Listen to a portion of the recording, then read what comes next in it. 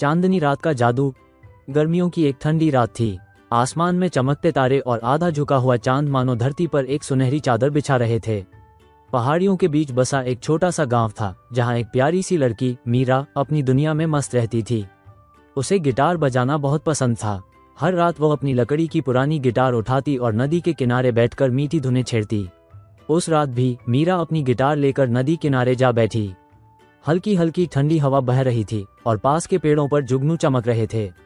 मीरा ने गिटार के तारों को छूते ही एक प्यारा सा गीत गाना शुरू किया। उसके गीत में इतना जादू था कि जंगल के जानवर भी पास आकर उसे सुनने लगे। खरगोश, हिरण और चिड़िया सब मंत्रमुग्ध होकर उसे देखने लगे। तभी अचानक आसमान में एक टिमटिमाता तारा तेजी से गिरा और मीरा के पास ही आकर गिरा।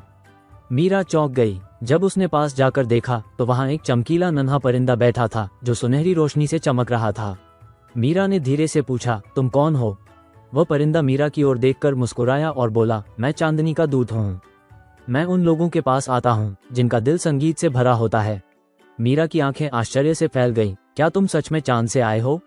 परिंदा हंसते हुए बोला, हाँ, और मैं तुम्हें एक जादू देना चाहता हूँ। जब भी तुम गिटार बजाओगी, तुम्हारी धुन से हर दुखी इंसान खुश हो जाएगा। लेकिन याद रखना, इस जादू का इस्तेमाल सिर्फ दूसरों की मदद के लिए करना।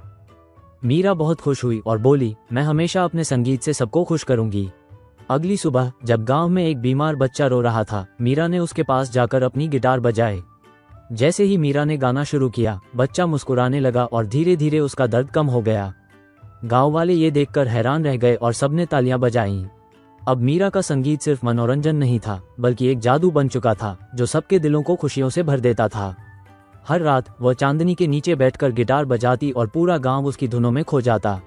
इस तरह मीरा की संगीत भरी दुनिया और भी खूबसूरत बन गई। वह जान गई थी कि असली जादू किसी जादुई ताकत में नहीं, बल्कि अपने हुनर से दूसरों को खुश करने में है। समाप्त।